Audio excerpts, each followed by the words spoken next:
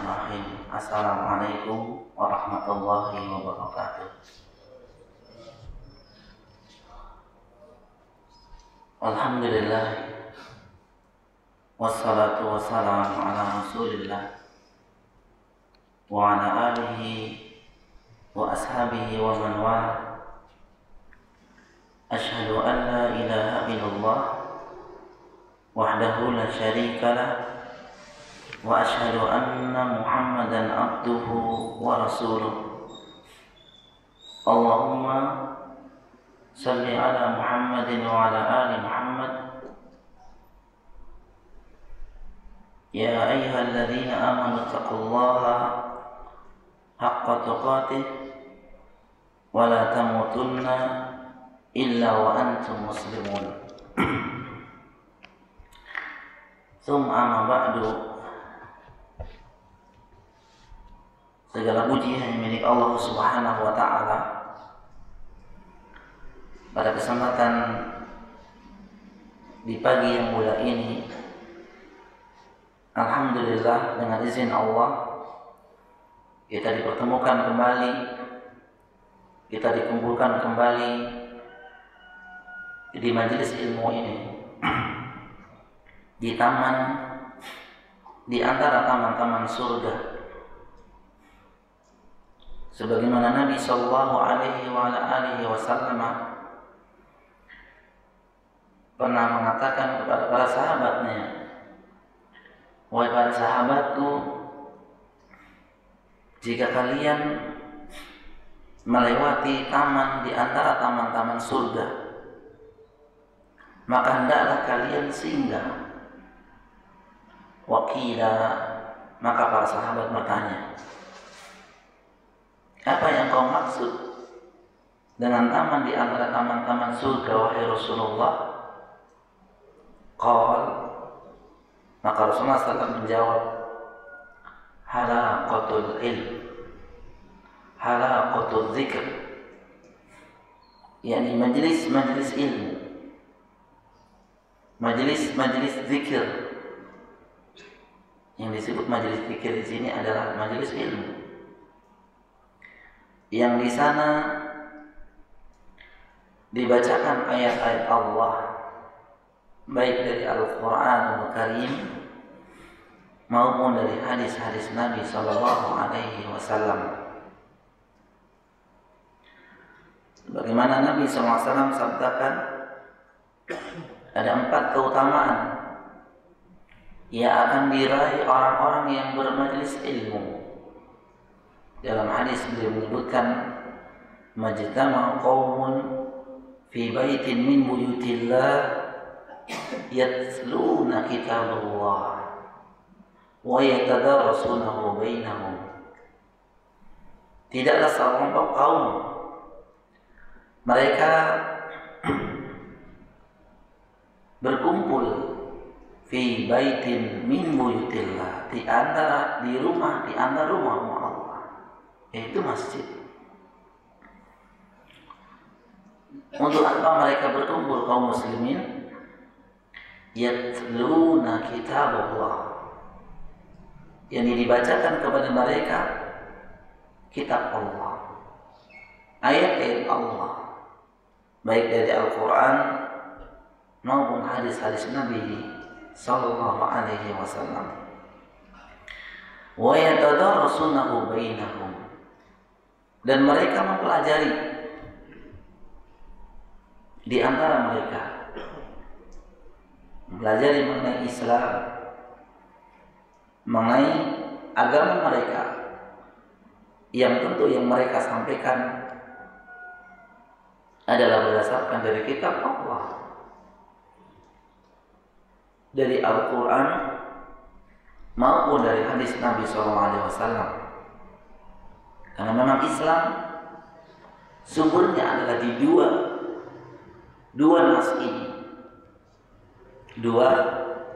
nas ini, kaum muslimin. Islam Al-Quran, Islam hadis-hadis Nabi SAW. Apa keutamaan bagi mereka yang melakukan hal demikian, berkumpul, dibacakan ayat-ayat Allah dan mereka mempelajari ilmunya, illa nazalat alaihimus sakinah. Keutamaan yang pertama beliau sampaikan, Allah Subhanahu wa taala akan berikan ketenangan, kelembutan di hati-hati mereka. Demikianlah keadaannya Bapak sekalian. Hati, manakala hati seorang hamba keras, jauh dari mengingat Allah Subhanahu wa taala,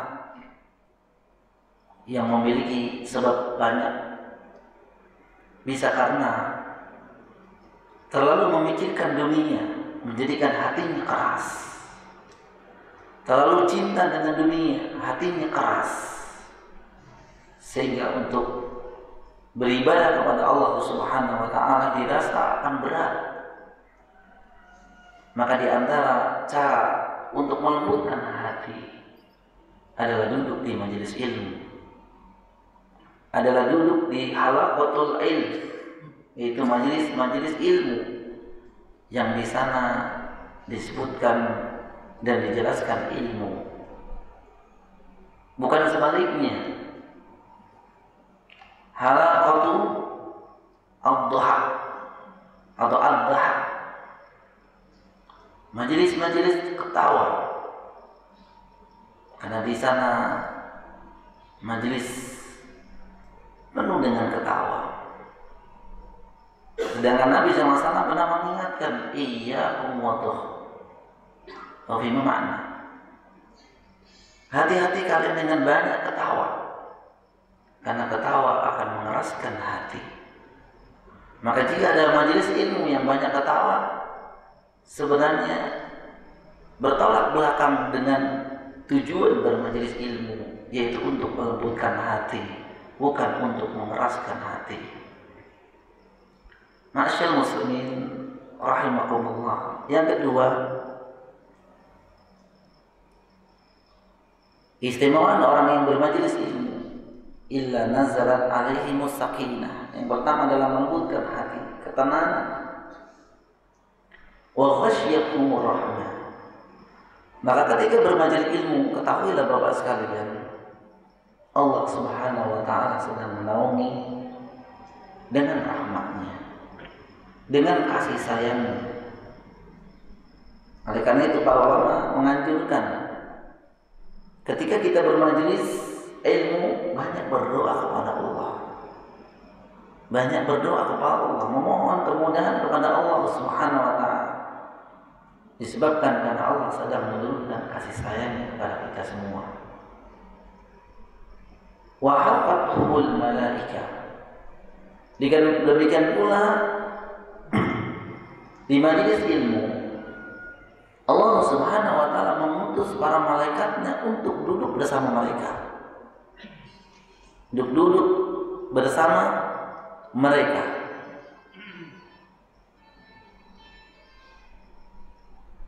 Wa dzakarahumullahu fi man indah.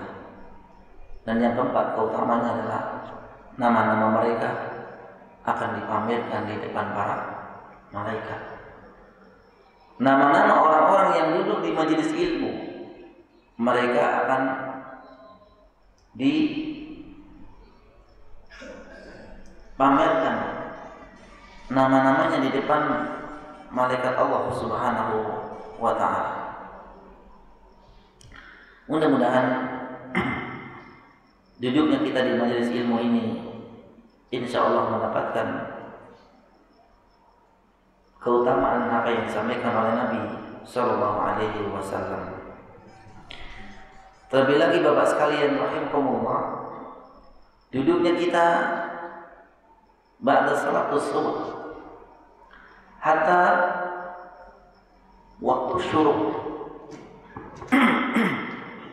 sampai dengan waktu syuruk, sebagaimana dijelaskan banyak hadis.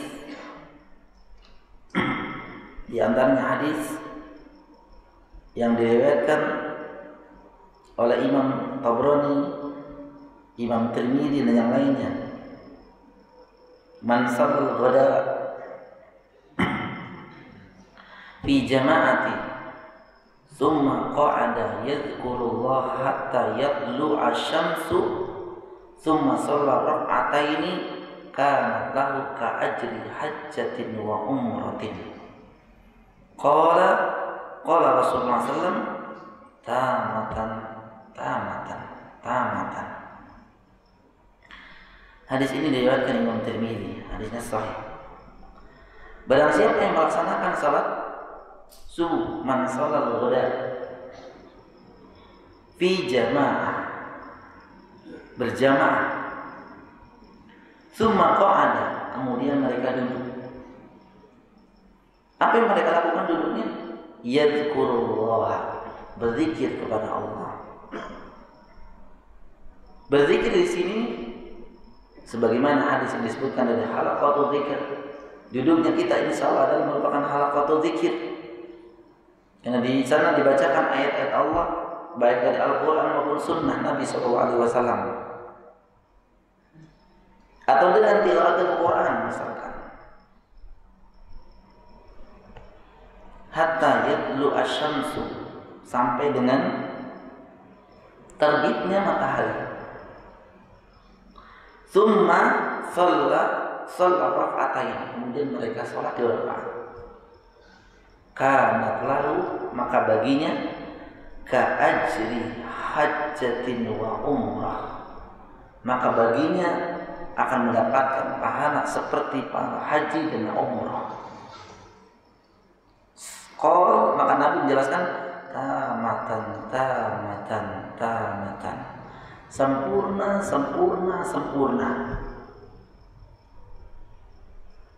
Maka insya Allah Bapak sekalian rahimakumullah, duduknya kita di pagi yang mulia ini tidak sia-sia, yakni bersama-sama ingin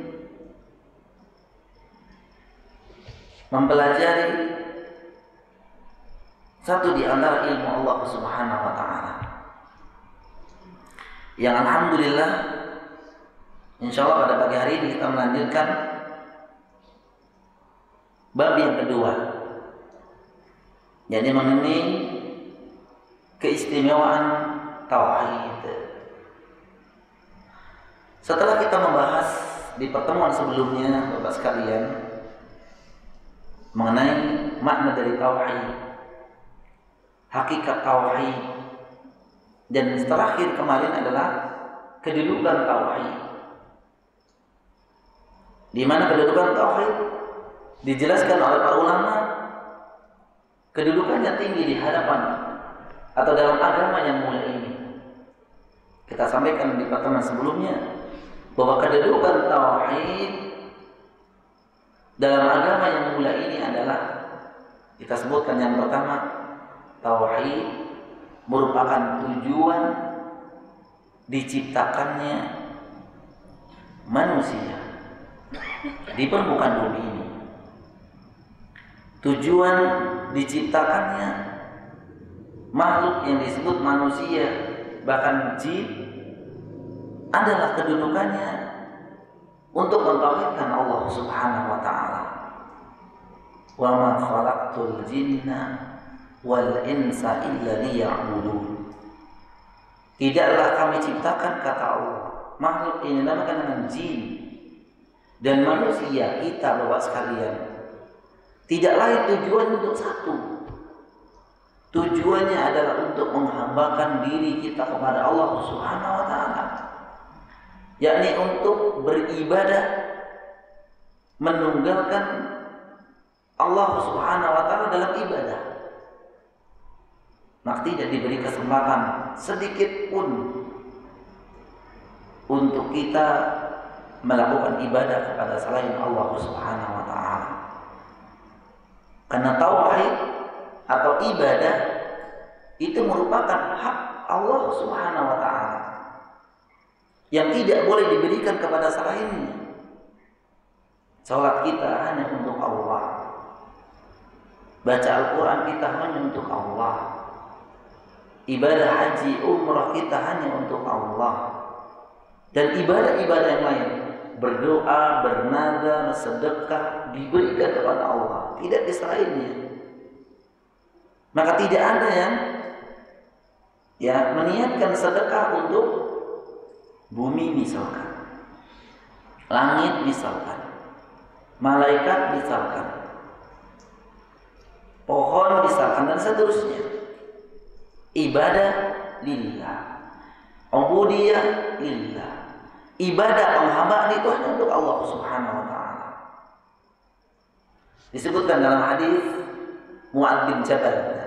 Bapak karena Bapak sering mendengar ya hadis yang mulai ini, di mana sahabat yang satu ini, Mu'adz bin Jabal, beliau adalah sahabat yang banyak memiliki keistimewaan. Beliau radhiyallahu taala anhu masuk Islam dalam usia yang belia, dalam usia sekitar 18 tahun pada zaman Nabi SAW. Namun perjuangan beliau dengan Islam melebihi orang-orang yang di atasnya. Dia memiliki ketajaman pikiran, faqih. Maka beliau diutus oleh Allah untuk berdakwah di mana, Bapak? Yaman.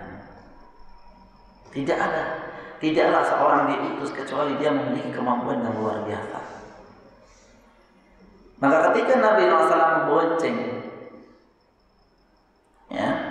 atau berboncengan dengan Mu'adz bin Jabal, naik keledai, maka Nabi SAW bersabda, "Ya Mu'adz, atadri ma haqqallahu 'alal ibad wa ma haqqal ibadi 'ala Allah?" Wahai Mu'adz, apakah kamu tahu hak Allah terhadap semua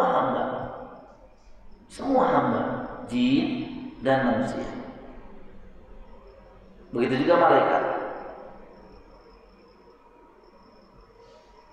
Dan apa hak hamba kepada Allah? Fakultu, maka Mu'adz mengatakan Allah wa rasuluhu a'lam. Saya mengatakan Allah dan Rasulnya yang mengetahui. Ini jawaban yang sangat bagus, indah. Ketika memang seseorang ditanya mengenai hal yang tidak diketahuinya, maka dia mengucapkan Allahu a'lam, Allahu a'lam, atau Allahu wa rasuluhu a'lam. Allah dan Rasulnya yang lebih mengetahui. Apalagi ketika pertanyaan itu bukan di bidangnya. Bapak-bapak kalau ditanya tentang salat ghaib, ya Pak, Bapak bisa jawab salat ghaib itu salat apa? Salat ghaib, salat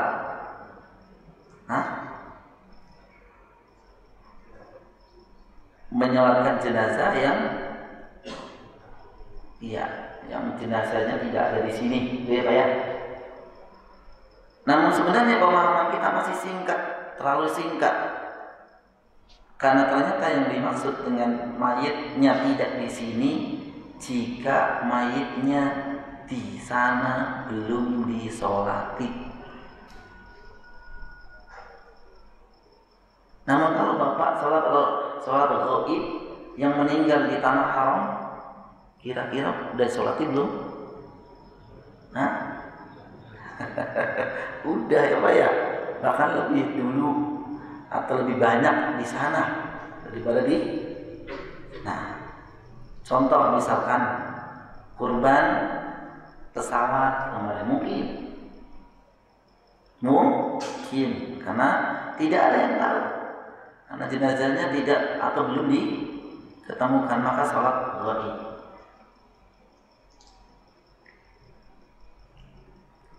Kalau Bapak ditanya tentang ya seputar agama kita ini, Kalau sekiranya memang tidak atau belum menguasai, maka tidak boleh dijawab. Atau bahkan tidak boleh dirinya membahas. Kan biasanya kita mengomentari syariat, benar nggak Pak?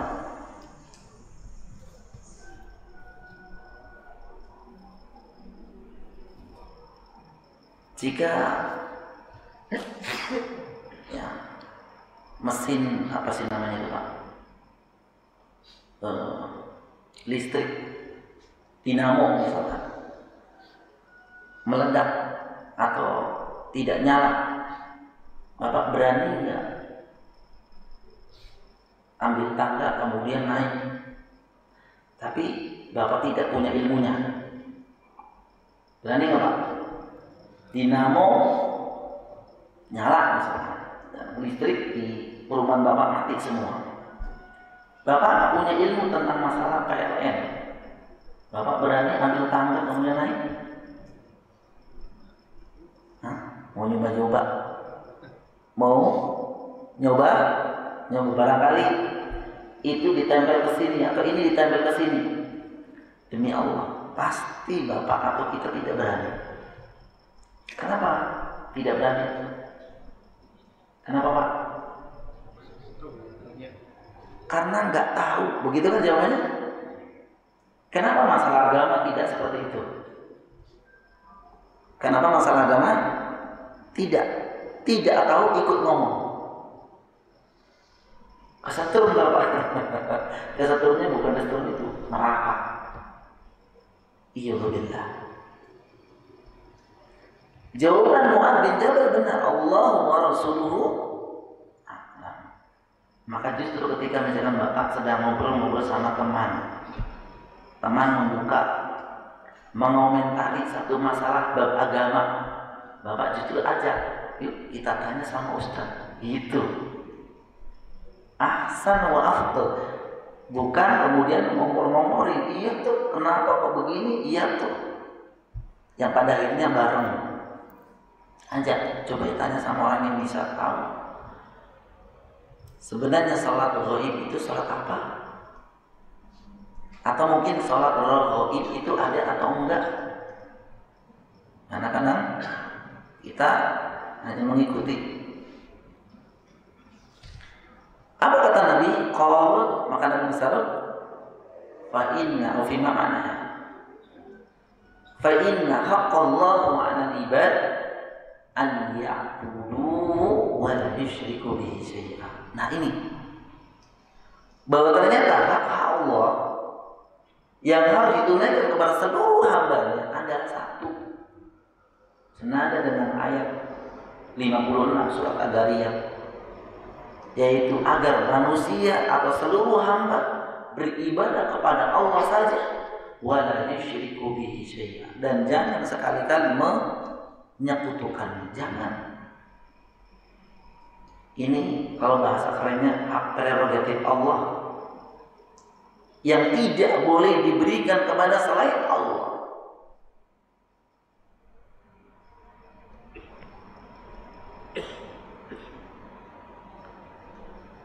Contoh ini jauh sebenarnya, tapi buat gambaran saja. Istri Bapak itu hak siapa? Istri itu hak siapa? Suaminya. Istri Bapak hak suaminya. Yakin Pak? Yakin. Istri kita ya hak kita. Kalau istri diberikan kepada orang lain, Bapak rela? Jawab jujur. Madam keluar. Rela tidak Pak? Allah Akbar. Ini mungkin sedikit, bukan sebanding, sedikit gambaran ketika hak kita diambil oleh orang lain, maka kita marah. Demikian juga Allah Subhanahu wa Ta'ala. Hak Allah yang tidak boleh diberikan kepada selainnya adalah Allah ditauhidkan. Allah sebagai satu-satunya sesembahan, tidak boleh diberikan kepada selainnya. maka pantas Allah itu mengancam orang-orang yang berbuat kesyirikan, artinya tidak mentauhidkan Allah sampai dia meninggal tidak bertaubat, maka sebagaimana yang saya bacakan di ayat di salat tadi, innalladzina kafaru, sesungguhnya orang-orang kafir dari 3 golongan, min ahlil kitab, Yahudi dan Nasrani, wal musyrikina, dan orang-orang yang berbuat kesyirikan, fi nari jahannam khalidina fiha. Bapak pahamin kalimat ini, khalidina fiha. Mereka tempatnya adalah neraka jahannam dan sekali-kali tidak akan dikeluarkan. Khalid, kekal di dalamnya.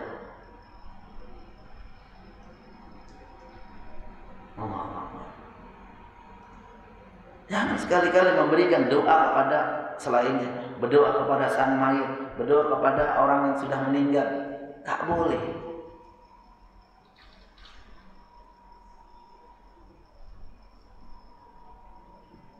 Hak Allah kepada hambanya adalah diibadahi dan jangan sekali-kali berbuat kesyirikan.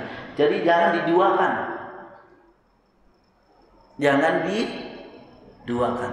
Tentu pembahasan mengenai kesyirikan nanti ada di bab selanjutnya.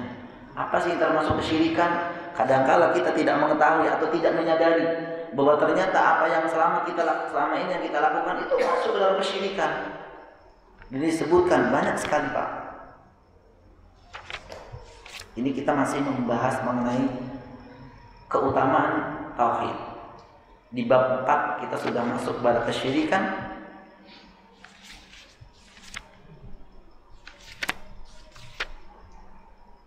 Di sini disebutkan misalkan di bab 7 yang termasuk perbuatan syirik memakai gelang, benang dan sejenisnya untuk mengusir atau penangkal mara bahaya.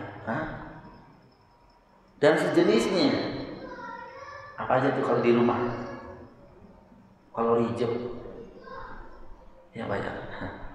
Pisang kepok ya. Terus apa lagi? Nanti penjelasan di sana. Waduh, itu saya. Nggak merasa atau tidak menyadari bahwa itu merupakan kesyirikan. Terus belum lagi sebutkan di kesananya lagi nanti ada jimat. Ya, jimat itu berupa macam-macam. Bisa berbentuk benda.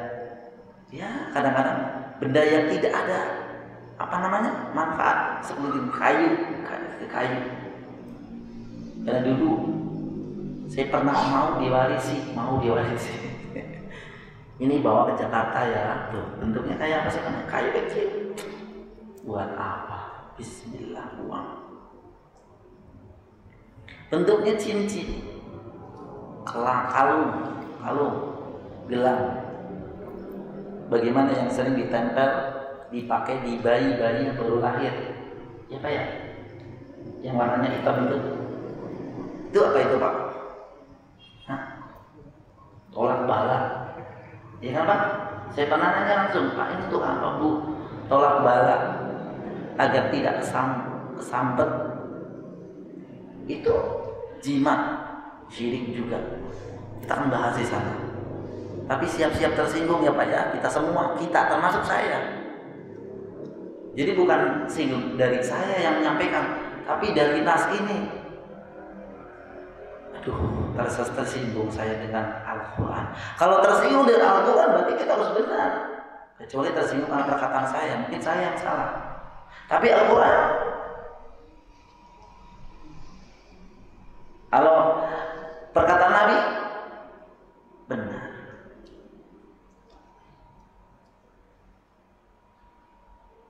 Jadi demikian, ini bagian kecil sebenarnya. Atau hak bapak ketika memimpin di sebuah perusahaan misalkan, ada orang baru ngatur-ngatur, iya Pak, ngatur-ngatur, mengambil bagian dari hak bapak. Nah, kira-kira bapak marah tidak? marah Pak. Demikian juga atau apalagi Allah Subhanahu wa taala ketika haknya diambil untuk orang lain.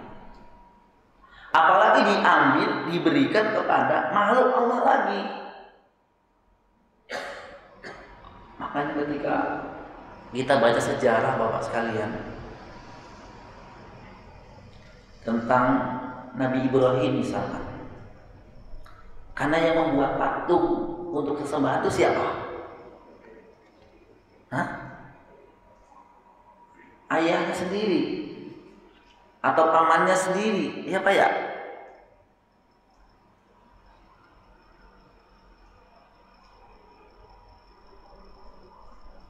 Sedangkan udah ditunjukkan bahwa ini tidak bisa apa-apa. Ketika Ibrahim menghancurkan hampir semua berhala, kemudian disisakan satu berhala yang besar, dan kemudian kapaknya digantungkan di lehernya. Kemudian Ibrahim dipanggil oleh sang raja dan ditanya kenapa alasannya menghancurkan Tuhan-Tuhan mereka. Maka gampang Ibrahim mengatakan, ya menghancurkan bukan saya, itu berhala yang besar, karena kapaknya dikalungkan di lehernya.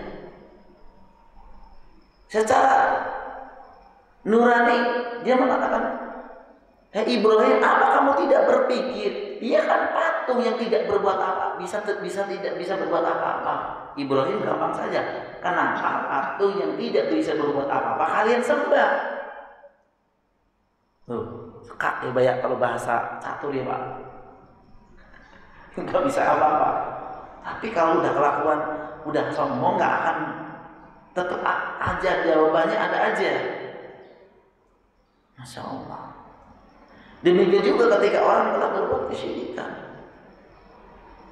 alasannya gini lagi, toh saya masih menyembah Allah kok. Begitu ya Pak. Saya juga sholat menghadap Allah, saya umroh haji juga ke Baitullah. Tapi memang saya masih dikit-dikit sebentar-sebentar menyimpang minta yang lain. Nah justru yang namanya syirik itu begitu. Dia meminta kepada Allah, dia meminta kepada yang lain. Kalau dia tidak meminta kepada Allah, langsung meminta kepada yang lain, namanya hafid. Yang pertama tadi, innal ladzina kafaru. Ini namanya syirik, itu menduakan memang. Masya Allah. Kadang dijelaskan dengan dalil tidak mempan, maka dia akal, kita akal juga, tapi kita akal sehat. Wa haqqal ibadi 'ala Allah.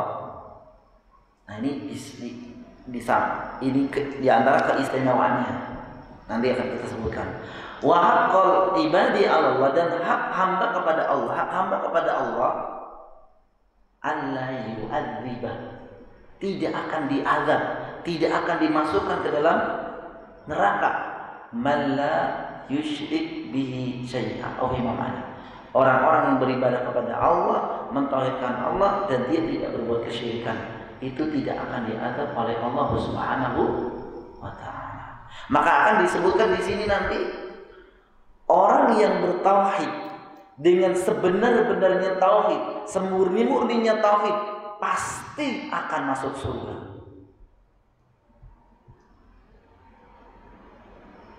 Bahkan disebutkan di sini beliau Syekh Muhammad At-Tamimi rahimahullah taala, beliau menyebutkan orang yang melaksanakan atau memurnikan ibadahnya kepada Allah Subhanahu wa taala saja, dia bisa masuk surga, tanpa hisab. Artinya tanpa hisab itu nyemplung dulu ke neraka, ya billah. Nah memang disebutkan orang-orang yang berbuat kesyirikan itu kekal di neraka jahanam selama-lamanya. Dan dosa-dosa orang yang dosa-dosa syirik itu, selama dia belum bertobat, tidak akan diampuni oleh Allah.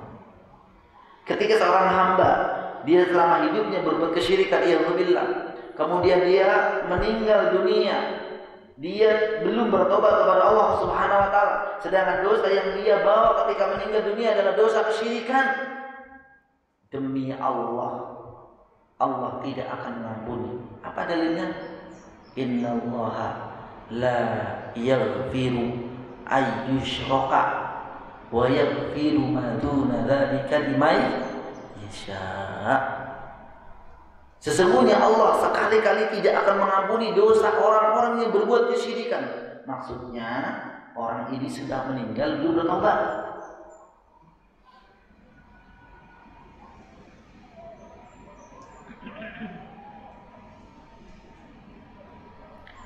La yaghfiru ay yushraka bihi. Allah tidak akan mengampuni dosa kesyirikan. Wa yaghfiru ma duna dzalika liman yasha. Namun Allah akan mengampuni dosa-dosa selain syirik. Maka bapak atau nenek moyangnya dosa itu apa? Syirik. Kalau disebutkan dalam ayat ini, Allah tidak mengampuni dosa syirik, tapi akan mengampuni dosa selain syirik. Para ulama menafsirkan, ya, wa yaghfiru ma duna dzalika liman yasha, ada dua kemungkinan. Jika Allah Subhanahu wa taala menghendaki mengampuni dosa semuanya, maksudnya selain syirik ya Pak ya. Mungkin dia berzina, mungkin dia korupsi, mungkin dia membunuh. Kalau Allah mengampuni, dia akan masuk surga tanpa hisab. Namun kalau Allah Subhanahu wa taala belum mengampuni, artinya harus dibersihkan dulu, nyemplung dulu, mampir dulu di neraka. Setelah dosa-dosa selain syirik ini hilang, baru dia diangkat kemudian masuk surga. Maka demi Allah Bapak sekalian, orang yang bertauhid pasti akan masuk surga sebagaimana dijelaskan dalam Al-Qur'an Sunnah. Namun oleh berbuat kesyirikan tidak ada jaminan lagi. Tentu Bapak mengatakan, wah yang penting yang penting jangan syirik nih. Begitu ya Pak ya? Yang penting jangan syirik. Sama dengan Mu'adz bin Jabal ini, beliau mengatakan ketika disebutkan fa inna haqqallahi 'alal ibad an ya'buduhu wa la yusyriku bihi syai'a wa haqqal ibadi 'ala Allahi alla yu'adziba man la yusyriku bihi syai'a. Hak Allah kepada hambanya diibadahi, jangan sampai diberi kesyirikan, dan hak hamba kepada Allah tidak diazab, masuk surga maksudnya. Bagi siapa yang tidak berbuat kesyirikan, maka Mu'adz mengatakan, ya Rasulullah, afala ubasyiru bihin nas? Ya Rasulullah, bolehkah saya menyampaikan kabar gembira ini kepada manusia? Senang banget Mu'adz itu. Karena kabarnya singkat, tapi sebenarnya karena memang kecerdasan Mu'adz, dia tahu. Maksudnya makna dari hadis yang disebutkan oleh Nabi itu panjang, lebar. Makanya dia senang. Gambarannya gini Pak, misalkan Bapak dipanggil oleh pimpinan, cuma ditanya gini, Pak, Bapak udah pernah umroh belum? Nah istri, belum. Kalau bulan Februari kosong nggak kerjaan? Kayaknya udah nyerempet ke sana ya Pak. Kira-kira Bapak menafsirkan apa itu? Saya mau diajak nih. Cerdas Bapak ya? Cerdas. Ini masalah dunia. Kalau Mu'adz masalah din. Cerdas. Makanya apa ubasyiru bihin nas? Wahai Rasul, bolehkah saya sampaikan hal ini? Artinya gini. Lu sampaikan ingin nyampein kabar gembira kepada manusia. Apa kata Nabi? Aufima maknanya la tubasyiru bihin nas fayatakilu. Jangan sampaikan kepada manusia. Karena nanti kalau disampaikan kepada manusia, mereka akan menyandarkan diri. Apa sih maksudnya fayatakilu tawakal, menyandarkan diri? Maksudnya gini, mungkin ada pemikir ulama ketika menafsir atau membahas masalah ini, jangan sampai nanti ada orang mengatakan gini, gak usah ibadah, yang penting jangan berbuat kesyirikan. Jadi yang dikhawatirkan oleh Nabi SAW adalah yang penting nggak syirik, nggak ibadah nggak apa-apa.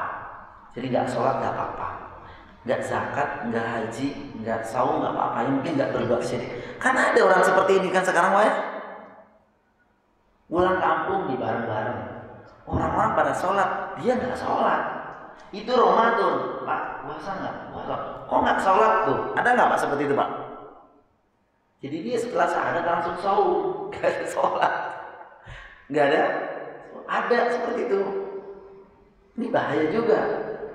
Yang penting tidak berbuat syirik, ibadah nggak usah, nggak apa-apa. Ini yang dikhawatirkan oleh Nabi.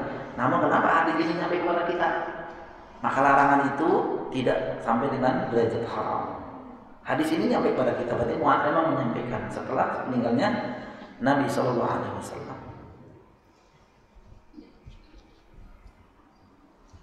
Maka insya Allah ini udah terang memang. Maka mengenai keistimewaan tauhid ini, setelah kita tadi membahas mengenai kedudukan tauhid, ya, tujuan diciptakan manusia. Yang kedua yang kita sampaikan kemarin, yakni tujuan diutusnya para rasul. Artinya seluruh rasul itu mengemban satu amanat yang sama, yaitu apa? An ya'budullaha wa la yusyriku bihi. Dari mulai Nuh, Hud, Saleh, Ibrahim sampai dengan Nabi kita Muhammad sallallahu alaihi wasallam, semua mereka itu mendakwahkan ilmu tauhid yang pertama. Ya memang mereka diberikan ujian, ada yang panjang dakwah tauhidnya, tapi hanya diberikan umat pengikut berapa? Nuh berapa?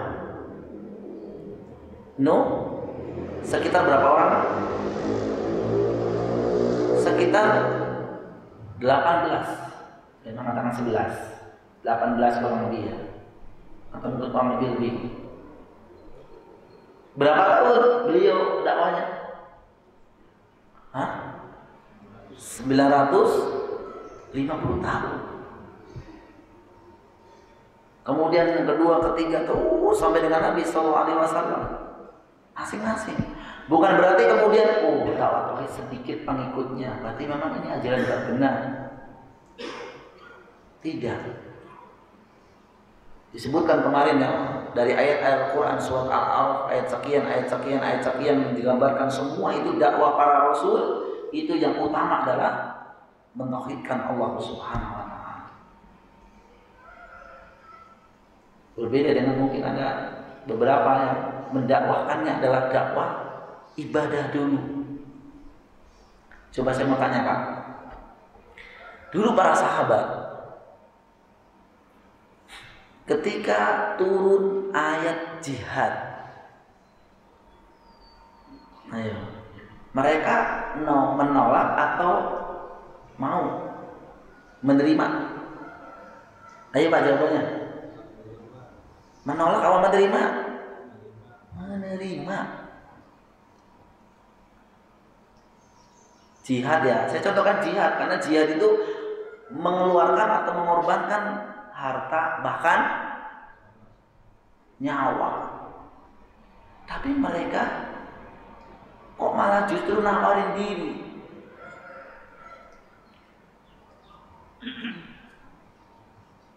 Ini kira-kira mereka memiliki sikap seperti ini datang dengan sendirinya atau karena sudah tertata jiwanya para sahabat? Karena sudah tertata jiwanya. Apa maksud jiwa di sini? Karena para sahabat benar-benar sudah memegang tauhid. Gak mungkin ujuk-ujuk, yuk jihad, ngapain ya Rasul? Perang. Dia mikir 1000 kali, mati saya entar. Tapi kan udah dijelaskan, orang yang bertauhid, orang yang mati syahid, Allah jannah, berikan jannah, semangat.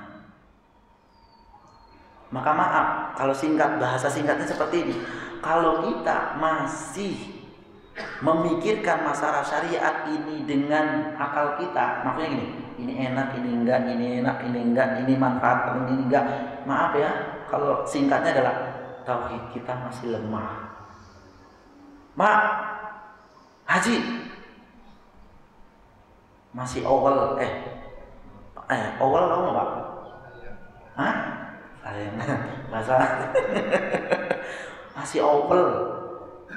Ketika mengatakan awal, ini rambut udah putih. Terus kapan dong? Awal, sayang, eman.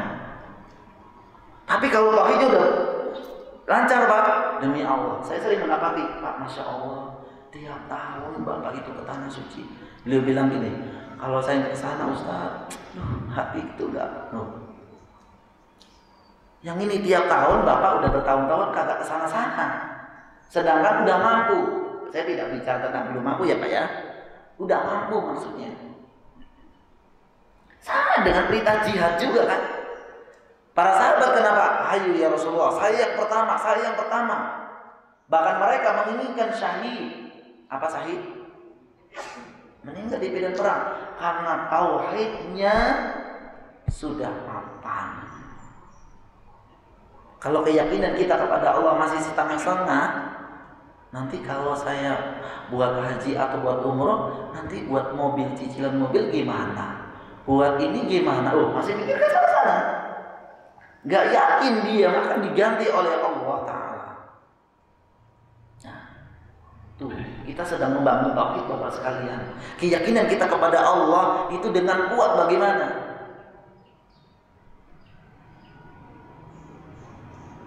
Nah itu terlalu tinggi Ustaz kalau jihad mah. Karena yang ringan-ringan saja. Bahkan mungkin hukumnya sunnah. Ya, sholat malam. Ya Allah.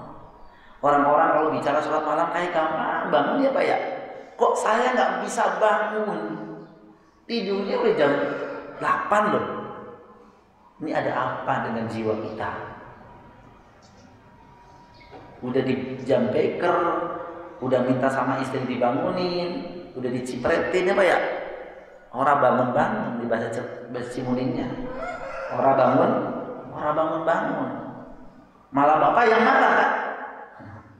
Udah minta sama istri dibangunin, marah bapaknya gitu. Gitu ya gitu. Maka kita bangun Bapak sekalian.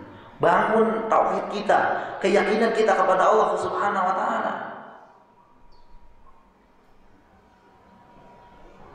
Maka dakwah pertama yang dilaksanakan oleh para rasul, nabi dan rasul adalah tauhid. Ini kita mencontoh. Jadi maaf ya Bapak sekalian ya, kalau ada yang mengutamakan ibadah, ayo sholat, ayo sedekah, demi Allah, kalau tauhidnya belum aman, susah.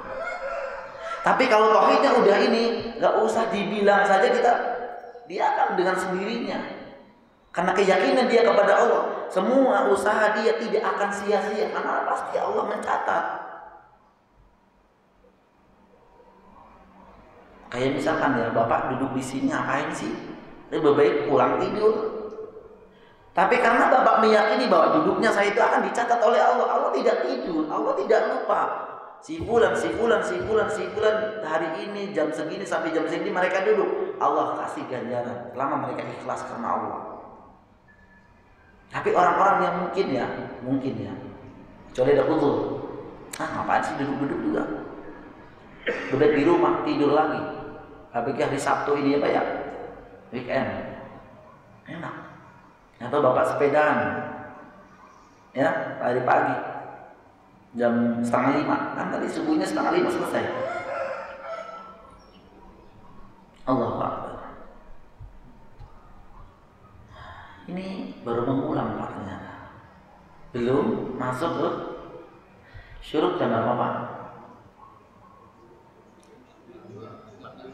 4:43, masih ada waktu ya. Kita masuk di keistimewaan tauhid. Bapak sekalian rahimahullah, orang yang mentauhidkan Allah Subhanahu wa taala atau tauhid memiliki keistimewaan yang begitu banyak. Tentunya orang-orang yang akan mendapatkan keistimewaan tauhid adalah mereka lah orang yang telah menunaikan tauhid dengan semurni-murninya. Jadi bukan hanya pengakuan, Pak. Bukan hanya pengakuan. Karena kalau ngaku gampang. Apa orang bertauhid? Ya, saya orang bertauhid. Tapi tentu dibuktikan dengan perbuatan kita. Maka para ulama mendefinisikan atau menjelaskan bahwa orang yang telah melaksanakan atau menunaikan tauhid dengan semurni-murninya itu bisa dilihat dari 3 indikator. Yang pertama, orang yang bertauhid didahului dengan dia mempelajari ilmu tauhid dulu. Nah, ini sudah. Dan kita pelajari ya Pak ya. Kita harus mengilmui tauhid dulu, mempelajari tauhid dulu.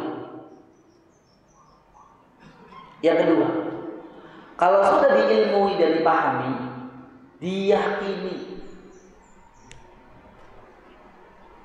Karena yang pertama, banyak orang yang tidak atau enggan untuk mempelajari ilmu tauhid. Karena ilmunya nyinggung saya semua. Gitu ya Pak ya. Ilmunya nyinggung saya semua. Karena tersinggung berarti nggak ngerasa atau benar. Kalau nggak terasa, kenapa Bapak tersinggung? Kan begitu ya Pak.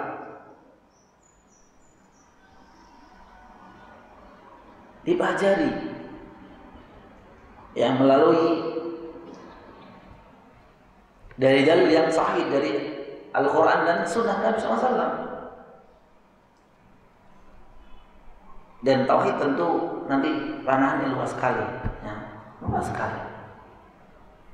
Yang kedua, setelah Bapak sekalian mempelajarinya, yang kedua diyakini.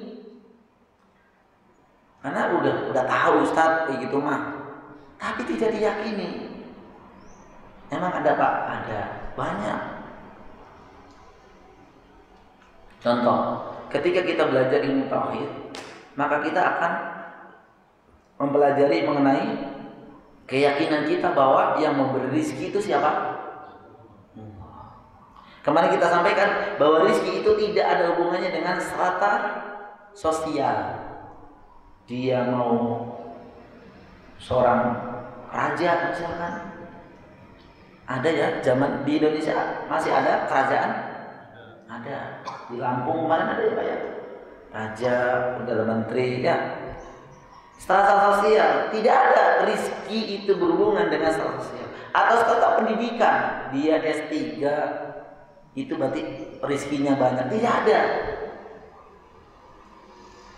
Atau berhubungan dengan keturunan darah biru, pasti dia kaya, tidak juga. Tapi rezeki itu siapa yang menentukan? Allah. Allah. Apa dalilnya? Kata Allah, "Qul inna rabbi yabsutur rizqa liman yasha wa yaqdir." Katakan, Tuhanku yang telah menentukan, yang telah membuka rizki seseorang dan membatasi rizki seseorang. Jadi antara si A dan B itu beda rizki, Allah yang nentuin. Makanya jangan rizki itu, maaf, bukan hanya ini ya, bukan hanya apa, fulus, tapi rizki itu banyak. Sehat, ya Pak ya. Kemudian keturunan. Nih, saya sering ngomong sama ibu-ibu yang sering ngecengin, ya Pak ya. Ini nikah udah berapa tahun? 5 tahun tuh, baru 2 tahun itu udah anaknya 3. Kok kamu tuh? Ini berhubungan dengan tauhid loh ya Pak. Di mana letak tauhidnya? Bahwa anak itu hak siapa? Allah. Tapi tauhid rububiyah. Gak boleh bapak atau ibu, ibu kalau namanya itu mengatakan gitu. Saya waktu itu pasang status motoin apa namanya? Rutop itu apa Pak? Kurma muda yang konon buat orang yang susah hamil. Ternyata ada teman sanawiyah saya, sanawiyah Pak ya, jadi lama banget ya di Wangun sana di Banyumas. WA sama saya, sampean jualan? Saya bilang enggak, saya mau tahu di tanah haram. Wah, nitip atuh gitu ya. Akhirnya telepon aja, kan WA kan gratis ya Pak, walaupun Saudi sama Indonesia ya. Saya tanya, kenapa Mas? Dia curhat gini Pak, saya sering disinggung Ustaz Yudi katanya. Singgung apa? Kalau saya kondangan sama istri, singgungannya halus sekali. Namanya Sujono. Mas Jono, awet banget berdua tuh. Nyinggungnya sihir tapi masuk dalam hati. Awet banget berdua katanya. Maksudnya Pak, kok nggak muncul anak gitu loh maksudnya Pak. Sampai la ilaha illallah. Andaikan saya yang ini nggak kuat juga saya mungkin. Setiap kali undangan dibilang awet banget. Kan sakitnya di sini Bapak. Namun ini berhubungan dengan apa? Tadi, qul inna rabbi yabsutur rizqa liman yasha' wa yaqdir. Dari tahu kita, tapi seringat saya ingin heran saya. Ingat, ini berhubungan dengan tauhid. Bahwa bapak punya mobil 3, tetangganya belum punya sama sekali. Itu hubungannya sama rezeki. Itu tauhid juga bapak sekalian. Bapak jangan terlalu ngurusin mereka. Jodoh juga. Udah sampai segini tua belum dapat jodoh katanya.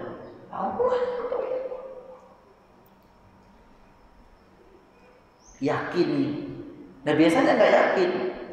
Dan yang ketiga, orang yang mentauhidkan dengan sebuah-sebuahnya adalah orang yang mengamalkan. Nah ini dia Pak, mengamalkan, mempelajari, meyakini, dan ketiga mengamalkan. Maka keistimewaan tauhid yang pertama, Bapak sekalian,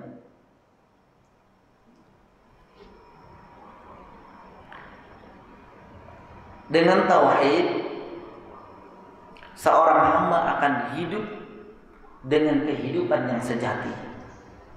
Nah ini Pak, sebenarnya penjelasannya panjang ya. Orang yang bertauhid, ini tentu penjelasan Allah Ta'ala, adalah mereka yang hidup dengan kehidupan yang sejati. Apa maksud kehidupan yang penuh dengan kehidupan yang sejati? Karena kehidupan mereka pada hakikatnya penuh dengan keridhaan Allah Subhanahu wa Ta'ala. Kan ini yang kita minta sebenarnya Bapak sekalian ya. Hidup kita bukan pengen banyak pujian, bukan. Tapi hidup kita tuh hanya pengen satu, hidup yang penuh dengan ridho Allah Subhanahu wa Ta'ala. Dan mutlak, syarat mutlak orang yang hidupnya diridhoi Allah Subhanahu wa Ta'ala adalah mereka orang yang bertauhid.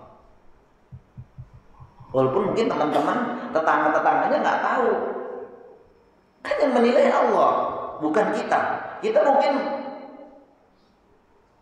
menganggap orang kita tuh hidupnya enak gitu. Ya kayak teman-teman sering curhat, Ustaz mah enak bolak-balik ke Saudi. Ya, sebulan sekali, 2 bulan sekali saya harus ke Saudi nemenin jamaah, enak banget. Saya bilang nggak tahu dia, nah, kan?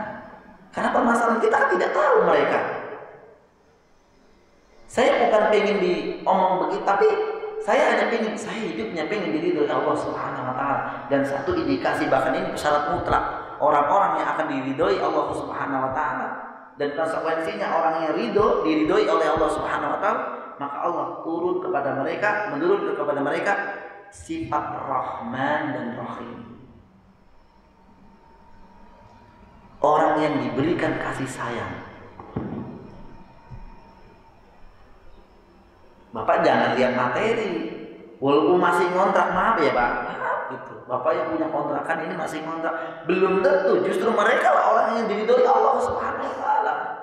Hatinya bersih dari kesyirikan, hatinya bersih dari kebid'ahan. Sederhana mereka, tidak muluk-muluk mereka dalam masalah dunia ini.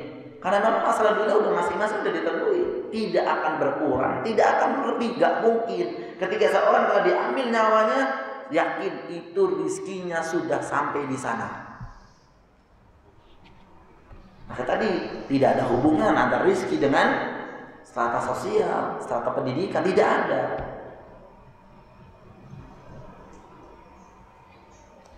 Maka kata para ulama mengatakan gini, tanpa tauhid, maka kehidupan seseorang itu seperti hewan. Seperti hewan. Allah Subhanahu wa taala sebutkan dalam Al-Furqan ayat 44, innahum illa kal an'am, mereka itu tidak lain hanyalah seperti binatang ternak. Bal hum adall, bahkan mereka lebih sesat dari binatang ternak. Maaf, kalau bapak kita sering lihat hewan-hewan itu bahasanya apa? Jorok sebenarnya ya. Kawin lah kalau bahasa kita. Itu kan di mana Pak kalau ayam itu? Di mana aja. Namanya juga ayam. Namun ini manusia yang diberikan akal kok melakukan sama persis yang dilakukan oleh ayam di depan umum. Maka benar kata Allah, bal hum adall, bahkan dia lebih sesat. Karena apa? Kalau ayam itu melakukan kayak gitu karena tidak punya, ini yang punya akal kalau sama dengan yang tidak punya akal, berarti kan lebih di bawahnya.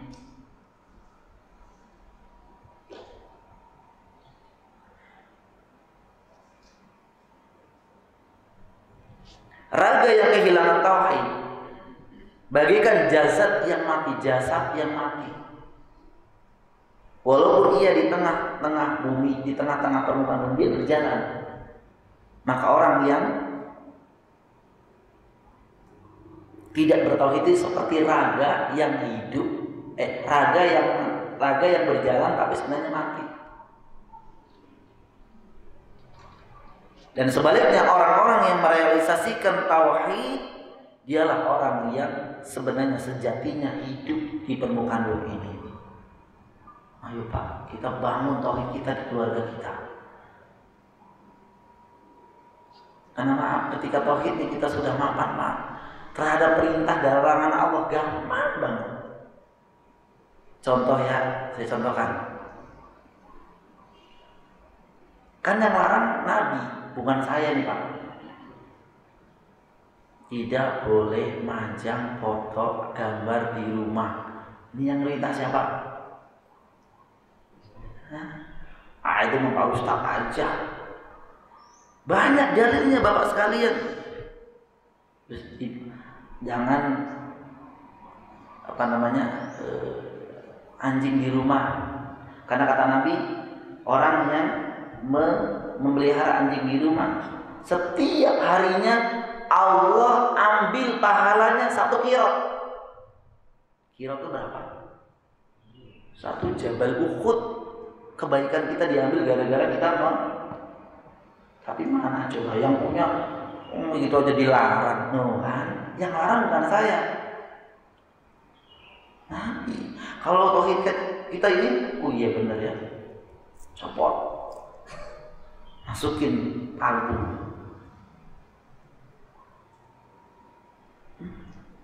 Karena kita kan masih mikir lagi, ini berhubungan dengan tauhid lagi Bapak sekalian. Kita masih mikir, nanti saya S3-nya gak ketahuan dong. Kan dipajangnya pakai toga itu ya Pak. Tapi sampingnya istri ibu, istri bapak, dilihatin sama, ya Allah istrinya Pak Iwan cantik Pak. Dosa, membuat dosa orang dan dia juga dosa. Contoh, tentu di sini tidak ada. Nanti di sana. Maka sekali lagi orang yang meresahkan tauhid adalah orang yang sejatinya hidup di permukaan bumi ini karena mereka orang-orang yang mendapatkan ridho dan kasih sayang Allah Subhanahu wa taala.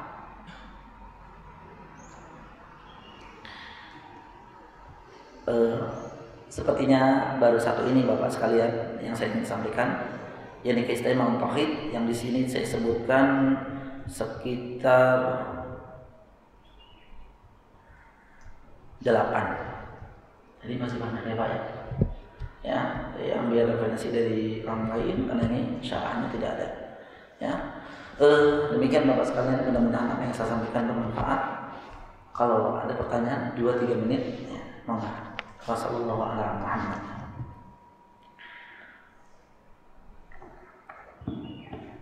Kalau tidak ada, minum. Sekarang banyak yang pakai kaos tauhid, Ustaz. Kaos topi itu sesuai sunnah. Tauhid tadi saya sampaikan di awal, itu tidak dinilai dari pengakuan saja. Harus konsekuensinya adalah perilakunya seperti apa, mencerminkan orang yang mentauhidkan Allah atau tidak. Memakai kalimat-kalimat tauhid atau menempel di mobil, ya Pak, di motor, alam. Secara hukum asal tidak ada masalah. Hanya memang sebagian ulama itu ada yang tidak menyukai kalau ditempel di tempat-tempat yang ini. Contoh, kalau di kaos, kemarin saya bahas di mana? Saya membahas di PT Denso itu ada buang hajat. Di antara ada buang hajat, tidak boleh membawa kalimat Allah ke dalam kamar mandi. Ada pertanyaan, Ustaz, gimana kalau saya kaosnya copot dulu? Nah, copot gimana? Ya Pak ya. Terus kemudian juga ketika kotor, ini udah kaos ini udah 3 hari dipakai, Bapak copot, lempar tuh di kamar mandi. Bapak nggak tahu itu ada kalimat tauhid. Terus kemudian anak Bapak pipis, tuh yang ditipisin apa? Kaos Bapak itu di mobil karena ibu kotor. Ya, benar nggak Pak? Kejatuhan kotoran ayam, ngeler, gitu, karena ayamnya banyak di atas mobil Bapak. Sebagian ulama tidak menyukai,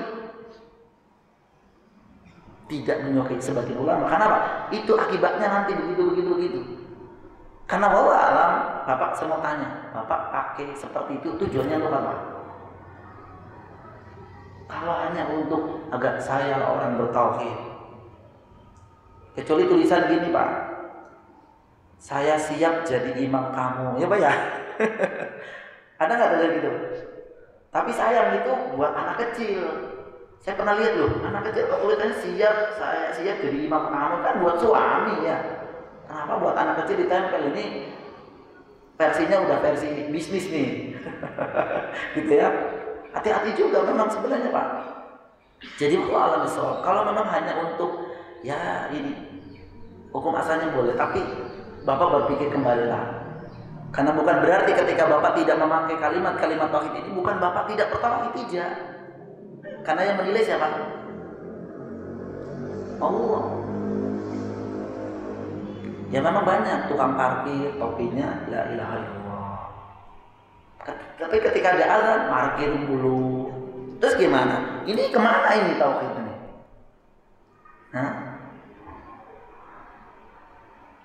Ya, dan seterusnya. Allah. Jadi sebenarnya hukum asalnya sih tidak mengapa kalau hanya untuk ini.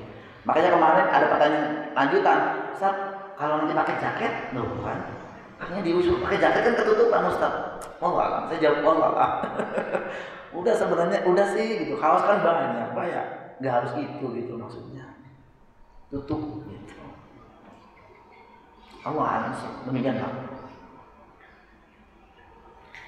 Termasuk mungkin aplikasi dalam Al-Quran di HP. Saya sendiri tidak punya aplikasi di Al-Quran di HP ini, nggak ada saya. Ya, saya kalau baca Al-Quran langsung pakai mushaf. Karena para ulama membahas hukum membaca Al-Quran di aplikasi HP dengan anu itu berbeda. Kalau bapak menunggu khotib naik mimbar, sholat pertama kedua pakai gini, nggak elok. Saya lihat semua pegang HP, nggak elok walaupun lagi baca Al-Quran. Tapi kalau pegang Al-Quran, masya Allah ya pak, elok, bagus sekali.